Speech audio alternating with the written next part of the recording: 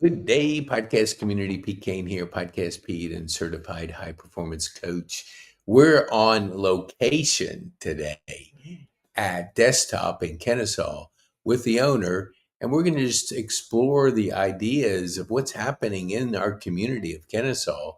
And Dave's going to share with us on this podcast some pretty cool things. So, Dave, for the ones that don't know you, to share with you who you are, what you do, and who you serve, and then we'll get into our podcast. Okay, well, I'm Dave Griffith, owner of Desktop and Relocal Real Estate. I've been a real estate broker for almost 40 years now. I'm in my 40th year, so 39 is complete. August 4th started my 40th year, so I just say 40 years. It's easier. We do about 80% of our work, Jackie and I, my wife, in residential. We have six, seven agents now that work with us, and our tagline is, "Does your realtor do that?" And because we try and go above and beyond, and I think most realtors do. They really try and do what's best for the client, but we really make it our mantra on a daily basis. You ask who I serve. I serve the Lord, first and foremost. That's who I serve, and whether it's through real estate or through our co-working community called Desktop here in Kennesaw, or the coffee shop, the local dough, who we now have partnered with a great young couple who are just killing it. We're just so happy with Brianna and Brandon, her husband, and what they're doing inside what used to be the Kennesaw Coffee Company, is now the local dough. So, that's who we are. I love it. Just before we get into the podcast, I always talk to people that make career moves. They're doing something and then they switch. And the ones that have switched to real estate, there's a common theme. They say, "I wish I would have done it sooner." Yeah. What is so driving? Like, you're in it 40 years. Obviously, you enjoy it. What do you like most about that pace of business and that industry that has people saying that common thing? It's funny. Not some people get into real estate because they have life changes. They have children. You have a wife who wants to be a mother, and they need a more flexible schedule. And so they get into real estate for that reason. I've had people say, I just don't want to work that hard, so I'm going to get in real estate. Not a good answer. Not a good answer, because you really work hard Yeah. in real estate if you want to be successful at it. Sure. I mean, and you work when your client can see houses, or when they can see you to come and list their house. And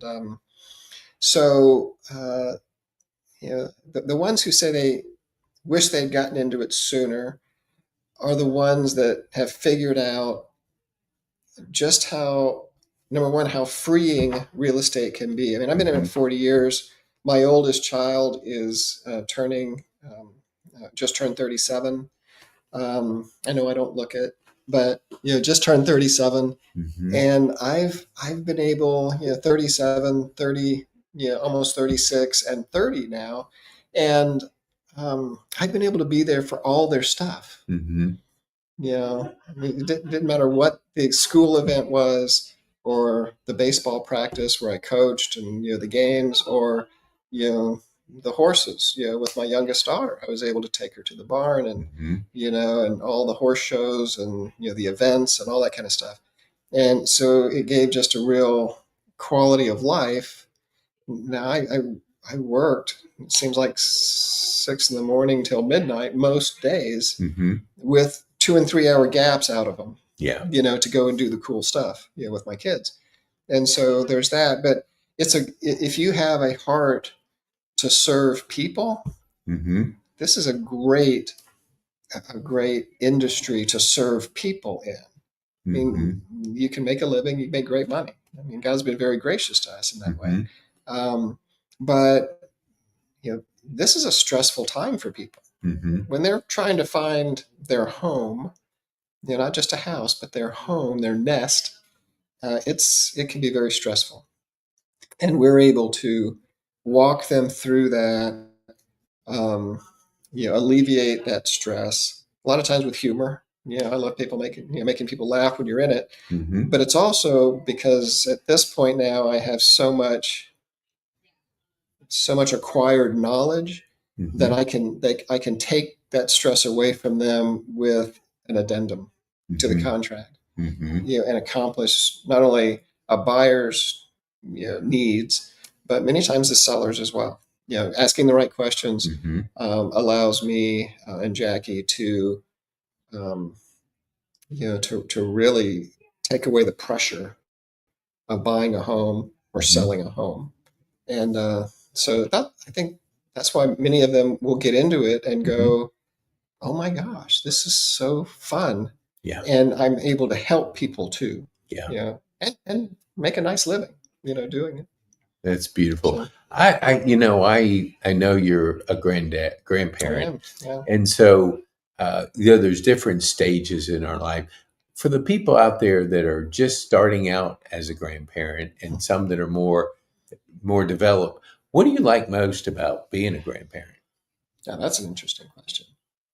I'm gonna answer with a story. Okay. Okay. So my second child, my son Zach, is 2 years old. Mm-hmm. And I come out of the bedroom and I look down the hall and he's standing there, in his shorts, and he's got, a cup of Cheerios. He's standing at the top of the stairs to the basement. We live in a long ranch, and he's still living in this house. And he's standing there at the top and he's just looking down the stairs with his cup of Cheerios. And I know what he's thinking. And I looked at him, and I'm about 15 feet away from him, and he Yeah. catches my eye. He looks up and he looks back down, looks up and looks back down. I said, "Zach, don't you do it." Yeah. And he threw those Cheerios down. Right?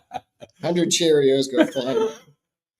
And of course, when you're a parent, Yeah. you think, "Oh my gosh, if I don't nip this in the bud, he's going to be on the news someday as a serial killer." And so, I clouded up and rained all over it. I can't believe you would disobey me. Yeah. I hadn't technically said don't throw the Cheerios down there. I just said, don't you do it. And he did it.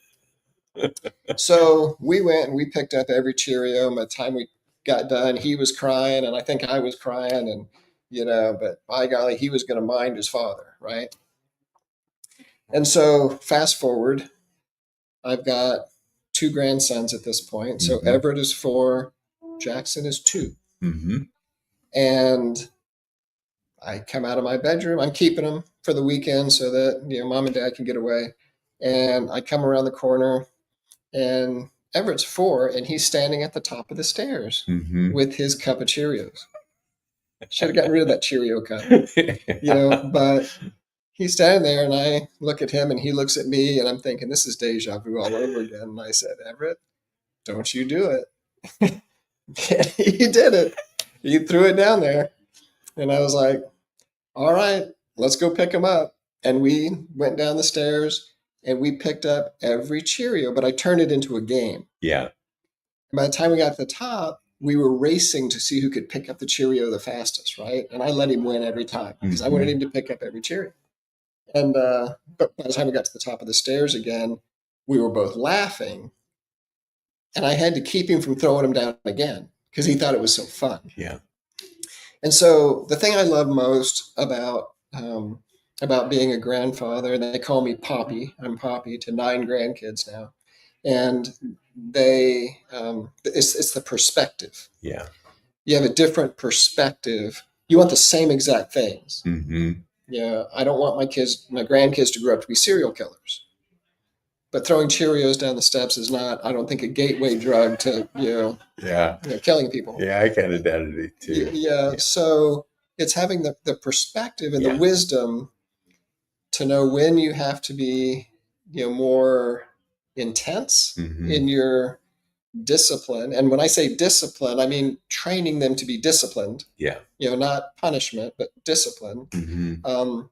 And when you can turn it into a much more of a teaching moment than a punishment moment in their mind.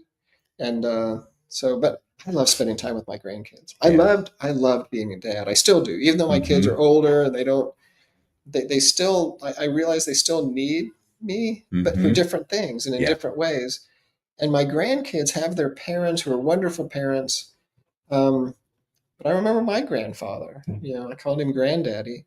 And, being able to just talk to him about things I felt like I couldn't talk to my parents about. Yeah. And because they had that wisdom and they didn't react and they didn't, and they're not as busy. I'm not as busy, even though I'm very busy. When I'm with them, I cut off the rest of the world unless it's an emergency, and I'm focused on them. And I think grandkids feel that. They do. They feel that, oh my gosh, he really thinks I'm important enough to listen to. And sometimes parents, you ask them, are your kids important enough to listen to? And they say, oh, heck yeah. But then when they get in the middle of it, well, the baby screams or needs a diaper changed, or, I got to get dinner started, or I got to whatever. And they just don't feel like they're as present.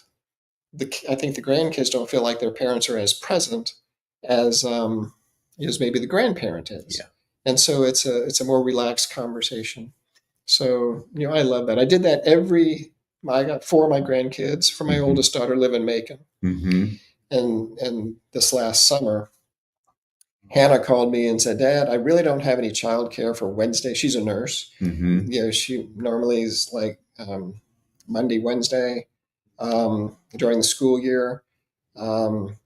But they wanted her to go Monday, Wednesday, Friday, but she really couldn't work out Wednesday childcare, for 3 of the 4. The oldest one he was in football practice, and then he was working for a landscape company, right? But the other 3, she didn't have anybody to watch them. She said, would you consider coming down every Wednesday, and watching the kids? I said, consider it. I've already written it in my calendar. I couldn't wait to go down there and spend 8 to 10 straight hours with those kids every week. And it turned into, I think, something that they will never forget. I know I won't. Until I get dementia, maybe, and can't remember. I'm hoping that God lets me remember at least that. But it was fun. Yeah, there's so many special. I think the journeys are different, and I agree with you on the present. When we're younger, we're building a career. We're so busy. We're so trying to figure out life, and then you fast forward. You've already done that. You can be more present than the mom and dad. And I think they do feel it because the conversations are just so special, and they remember all that because, they think of you differently than they think of their parents, just because the way that you are present, and it's beautiful to see. I just had an analogy that came to my mind when you were saying that. When you're young, a young parent, your kids are young, even as they're growing up. It's like you're having to learn how to juggle, right? And have you ever juggled? Yeah. Oh yeah. I became, if an expert juggler is 100, I became a 5 juggler, where I could throw 3 or 4 balls in a row and keep them going, and then I'd drop one because I just thought, okay, I'm not really that interested in doing this. But when you're learning to juggle, you can get to that stage at the beginning where even if you're fairly good every 5 minutes or so, or every 10 throws, you lose one out here and you have to go get it, right? By the time you've become an expert juggler, you can sit there and juggle while doing this. You don't have to watch the balls. You can do this. And I think, parents are learning to juggle. So they have to focus on juggling. And each one of those balls is a different kid. And it's, your career, and it's your spouse, and it's your friendships, and it's your church, and it takes all of your attention on the balls. By the time you become a grandparent, you're an expert juggler. And so you can focus over here while you're keeping, and there maybe aren't as many balls in the air, or maybe, again, it's become so natural to you that it doesn't feel like you're juggling the ball. So you can focus on that child, that kid, that grandkid. And so anyway. That makes a difference, a big difference. Yeah. In, our future is our grandkids and our youth. So being able to pour into them makes a significant difference. You don't always see it till years and years later. Right. But I want to share with our audience because I think it's relevant for when you have time to reflect and you can kind of see what you did before and what you would like to do. You stepped away from desktop Mhm. few years ago, and then you came back. What did you when you came back? How did that affect your perspective of running a community work center and a place that people like to hang out? Well, I've said this to you and so many other people before that um, even like being a parent, we came in here and we needed a real estate office. We did not need a co-working space, Mm-hmm. but we had the opportunity to take down 10,000 square feet, of which we needed 2,500. We didn't need 10,000 square feet, Mm-hmm. but we had the opportunity to take it down, and we had to figure out what to do with it. So the coffee shop and the co-working space, was how we used the other the other 7,500 square feet that we didn't Mm-hmm. need for our real estate offices. And now for our real estate offices, we need like 200 square feet. Mm-hmm. Our agents can work as co-workers throughout the Mm-hmm. space. We didn't have to give them private offices, Mm-hmm. to make it work. And so, we call it our second term. We were in for 4 years. Mm-hmm. We were out for 4 years. Mm-hmm. I licensed it to my coffee shop partner, Mm-hmm. and so he was in charge of managing the whole thing. Um, and and then after a couple of years, that didn't work out. He had some life changes, and so it was necessary for us to come back in after almost exactly 4 years, away, and re-engage. It reminds me of that scene from Maverick, the first Maverick, where he's coming to the rescue of his guys. There at the end, he goes, "It's no good, it's no good," and he pulls out, and it's like, you got to get back in the fight. And then all of a sudden, he locks in and he comes back in, and Maverick's re-engaged. And that's kind of how, I don't know if I'm Maverick or Jackie's Maverick, but we came back in re-engaged, and and and we had 4 years to think about it, Mm-hmm. what we would have done differently. Mm-hmm.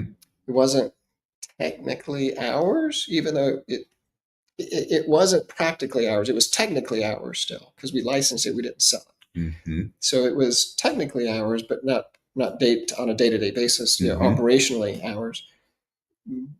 But I was able to kind of view from afar, not just co-working in general, but this co-working space, Mm-hmm. and what I would have done differently. And so when we did come back in, um, I had a list of things that if it was still mine, I would do this. Mm-hmm. And so we just implemented it, Mm-hmm. and spent a bunch of money doing it, Mm-hmm. and got tremendous feedback. When it comes to the members, I was always engaged with the members, Mm-hmm. from a personal perspective. But now I'm engaged from a professional perspective. I'm trying to help them grow their businesses. Mm-hmm. I'm sitting down with them, learning what they do, and asking the question, what can we do to help you grow to where you leave this place? Mm-hmm. Because the goal, and some people will never, they're just Lone Ranger accountants or something. That's what they want to do. And this is perfect for them. Yeah. But others, they're growing. We have, a gal in here who started out, as a coworker, and now she has an office, and she's taken down her second office right across the hall Mm-hmm. in November, growing her insurance business. And it won't be long before, I'm thinking a year or two. And, and I'm going to be looking for her a storefront, somewhere, because she's going to need 1,500 square feet. Mm-hmm. And that's what I'm trying to help people do is come in, grow, and grow out, Mm-hmm. and leave us, because that will mean that then we were successful Yes. in helping them, serving them in such a way that they could prosper. And so, that's probably, and then the other thing was the coffee shop. Mm-hmm. I felt like it never was doing what it needed to do. It was a great thing for our members, but it wasn't great for the community. Mm-hmm. Great coffee, but not great anything else. Not enough people to where you had a great experience. I feel like now I've got a partner who understands running a restaurant business and what you have to do. Yeah. I came here in 1984 with a water park business. I was with Whitewater in 1984 when they built that water park down in Marietta. Every year, a water park, an amusement park, Six Flags, they have to have a new ride to bring people back. People get bored. Well, I got to come out. I got to ride the Screamer. I got to ride the Triple Drop, at Whitewater. And so every year there's a new ride or something new. And John had gotten, I think, comfortable, in what they were doing, but there was never anything new. And so the one thing I'm really, so proud of Brianna about, is that she is constantly thinking of the next thing that she can push out to the community. That would be good. That would be a wonderful product. But something new to say, come back to the dough. That's the local dough. We call it the dough, and come back to the dough. And like she's doing candy corn lattes. It's October. What's one of the best candies for Halloween and Halloween? It's candy corn. So she's doing candy corn lattes, and they're orange. I don't even like coffee. I own a coffee shop, and I don't even like coffee. And she started doing buckets. Now she's doing candy corn latte buckets. These buckets are literally a pail of coffee, and with a straw down through the lid. But it's a bucket. It's not a coffee cup. It's a bucket. And she can't keep those buckets in stock. Wow. It's fun to watch. And then her husband, Brandon, he's in and out of here, bringing her what she needs, picking up. We get donuts from Marietta Donuts, and we get croissants from Bonin French Bakery, and we get Arts Bagels. So we got great product coming in, and and we even have a baker, a craft baker who grinds her own wheat and makes sourdough bread and cinnamon rolls from her own freshly ground wheat, which is, Jackie and I do that at home now. We make our own bread with freshly ground wheat. Well, Jackie makes our own bread with freshly ground wheat. And it's the taste and the flavor from that compared to store-bought flour is night and day. It is night and day, and it's good for you. There's the calories are not in it. It doesn't turn immediately to sugar as soon as it gets into your system because it's not bleached and refined and all those kind of things. And so we can promote that we've got sourdough bread that's like homemade, from natural ingredients and that kind of stuff. And so I love I love her zeal, and she's in that age group. I'm not in that age group.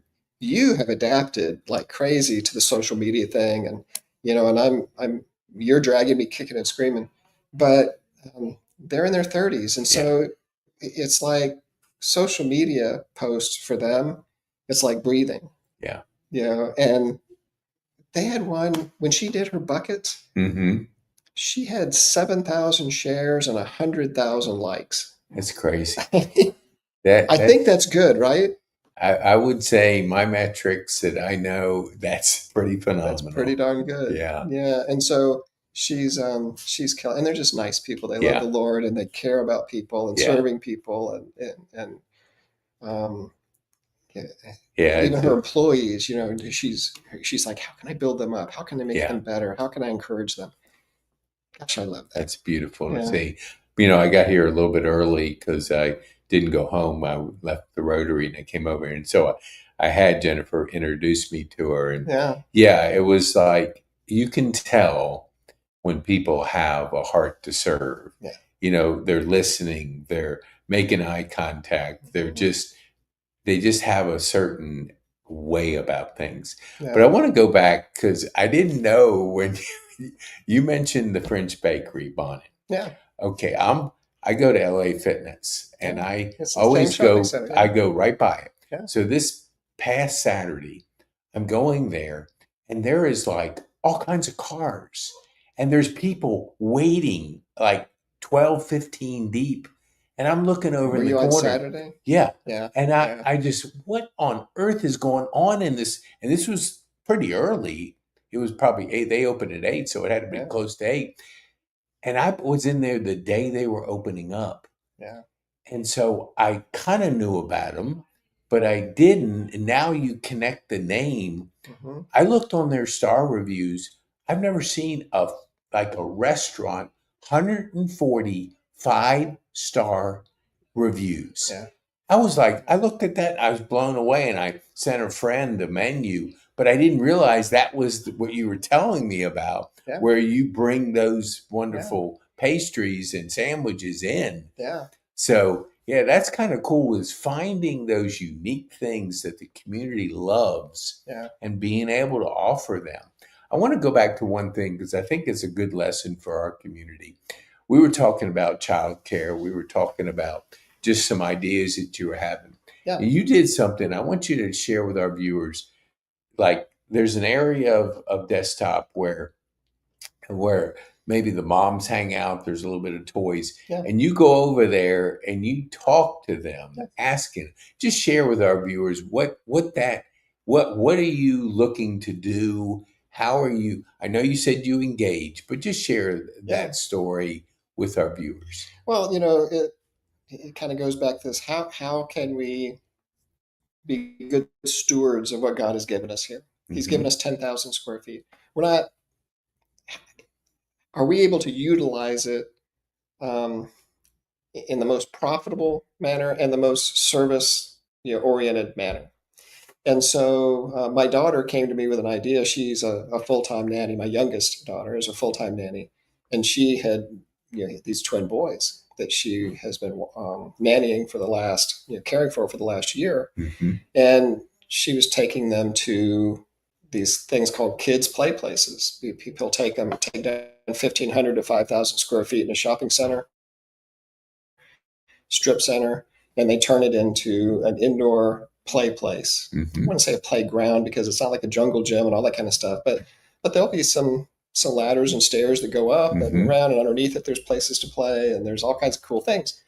But for a 1 to 5-year-old, you can play in the same exact Little Tikes Playhouse at home, but if you come to a new place, same exact thing, well, then it's new, right? Absolutely. And you're excited because it's just a new location. Change of scenery. Yep. So anyway, I brought her in one day, and she was telling me about this, and she goes, you ought to do that here, Dad. Yeah, I think moms would really like that. And my personality is, well, that'd be great. I'll just kick out all the coworkers and I'll turn it into a kids' play place. And Jackie, my wife said, let's walk before we run, Dave. Yeah. So we've got a what we call our classroom. Mm-hmm. It's a large conference room that can be manipulated in several different ways. You can go conference table like, or you can turn it up and make it classroom style, or you can just put a bunch of chairs in there and put probably 40 people in it. But it doesn't get really utilized that much. We just find that people don't. That there's not as much of a need. There's much more need for the six people in a conference room, 10 people in a conference room, or even this room, which is our studio. We'll have 2 people meet in here, for a business meeting. And so I thought that'd be a great place for us to turn about 400 square feet into a kids' play place. And so, so when I got this idea, I just started every time a couple of women would come in with their 2 to 5 kids, and they're playing in this one area of the coffee shop. I'll get them off to the side and can I borrow one of you? And I'll take them into that room and say, what would you do with this room? And at all these play places, they pay for it. They pay, $10, $12, $15 for the first kid, and they pay, from $8 to $12 for each additional kid. So it can cost you $30, $40, $50 if you have several kids to come in there and play. And so my thought was I want to make it affordable for mothers. Mm-hmm. So we're going to charge $10 for the first kid and $5 for however many kids you have after that. So the most you'll ever pay is $15. And then Brianna is creating a children's menu for breakfast and lunch, so that moms can come here and their kids can play and they can feed them affordably. They're not going to get killed on the play place, and they're not going to get killed, on a kids meal.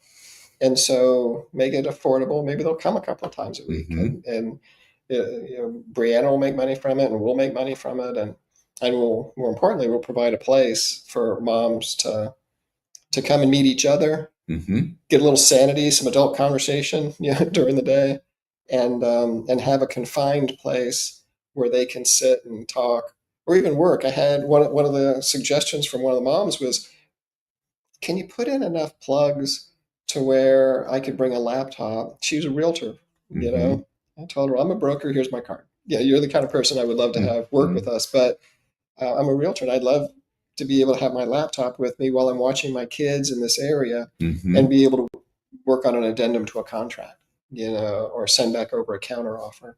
And I thought that was a great insight, have enough plugins to where, moms can come in there and plug in a laptop if they need to.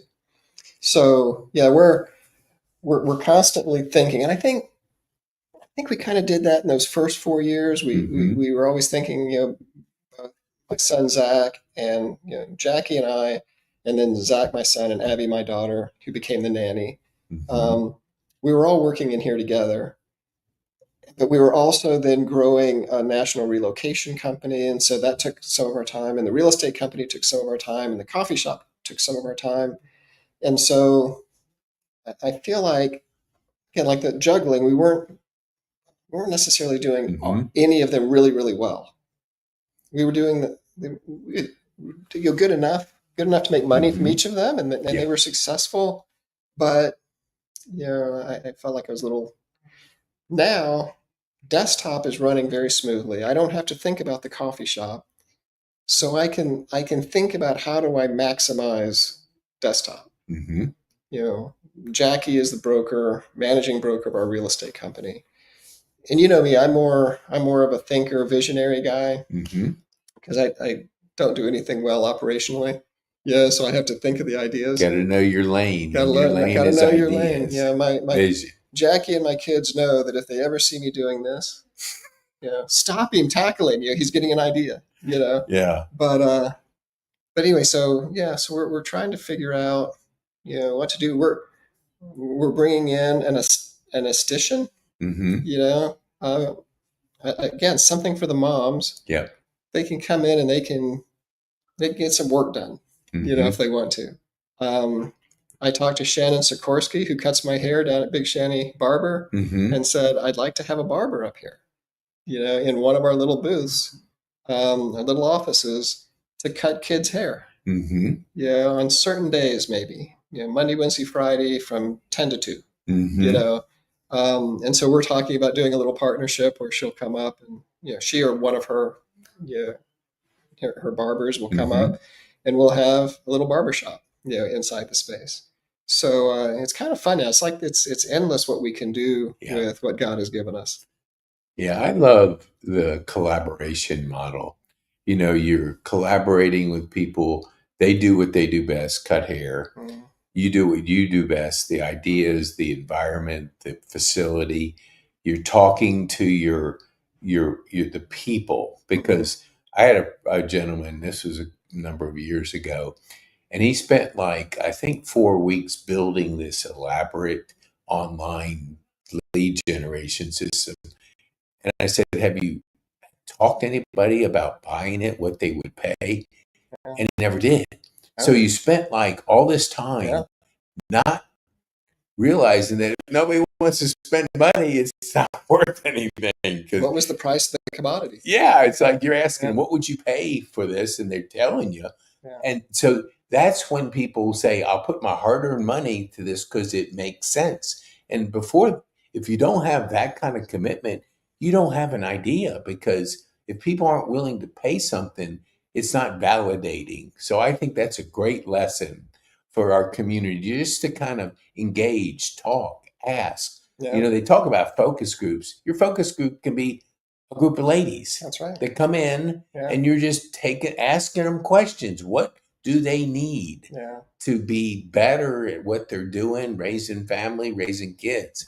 That's so good. So So on Monday we yeah. had a group of college girls in here, Mm-hmm. and I was sitting at the bar. And I was talking to Brianna. We do checkups every day, every other day. Mm-hmm. Just what's going well, what can I do for you, that kind of thing with Brianna. And I look over there, and there's 4 college girls from KSU, and so I was like, Brianna, I'm going in. She's like, oh no. And so I just went over there and pulled up a chair and said, ladies, can I ask you some questions? And they're like, yeah, who's this old guy sitting there? And I introduced myself, and they're like, oh, yeah, that's, I said, yeah, tell me your story. What do you love about the local dough? What do you love about this place? And they just, they threw up all over me. Yeah. Mm-hmm. Oh my gosh, we love this and we love that. Yeah. And one of them had, Brianna had done 2 Saturdays ago, had done a fundraiser for the Heart Association there. Mm-hmm. This woman, a woman now, she's 21 years old. Her mom had some heart issues, so she became the local, fundraising champion on Kennesaw State for the National Heart Association. Mm-hmm. And so we did a deal where we gave 25% of the revenue on the day, and then she promoted it on campus. Well, college kids came out of the woodwork, to support this thing. Mm-hmm. When I say that, there are probably a couple of hundred, that came. And we ended up writing a $500 check, I think, that day to the Heart Association. And she just loved it. Mm-hmm. And I asked her, I said, what can we do to draw more college, kids from KSU? She goes, I think you're doing it just right. You're giving back to the community. Mm-hmm. You're providing things. The social media is great. She said, there are people all over that, are all over campus that are talking about this place. And so I'm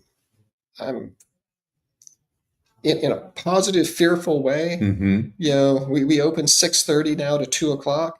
I have a feeling that we're going to have like a second session here. It's going to have something that maybe goes, turn it over and go from 2 to 10:00. Mm-hmm.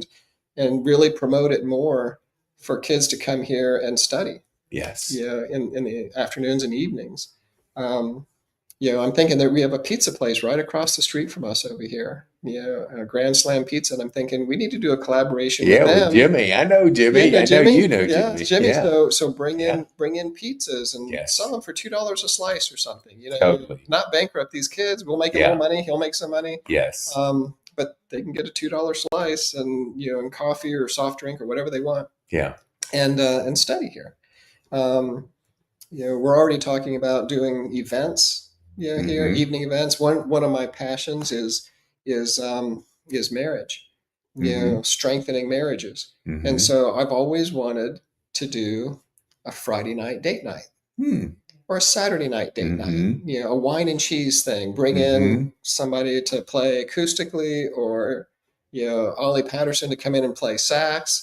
Love songs on the sax, that kind of thing. And do wine and cheese, and and charge $10 a couple, something cheap, but a place for them to get away and and have friends come and have it be more intimate. Sell 50 tickets. And pre-sell. I love it. That kind of thing. So just something to kind of foster conversation and intimacy within the marriage, and which I think is so lacking, again, because of all those balls we're all juggling. Yeah, so true. Even just one day a month where you have, Friday or Saturday night date night at the door. And so. Yeah, I think that, there's such a need, because my daughter and son-in-law went to a wedding down in New Orleans. See, I'm doing this now. I just had an idea about that. Oh, good. Okay. Keep that idea. Keep going. I want to just, throw this out, because when you talk about that, getting together Friday night, they were telling us $11 for a beer and like 15 to 18 for the mixed drinks. I'm going, what on earth? Yeah. I mean, who can afford to go and drop back? I mean, there's people that do that, but I think affordability is important. but more importantly, you're connecting because you got to connect with people. You got to build your community. Yeah. You got to be supported by a group of people. So tell me, as we wind, tell me that idea.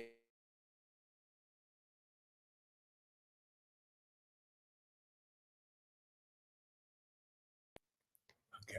Our play place is not going to be supervised. So you supervise your own children in it, Mm-hmm. right? But I thought, as I was talking about that date night, you know, finding childcare is hard. Yeah.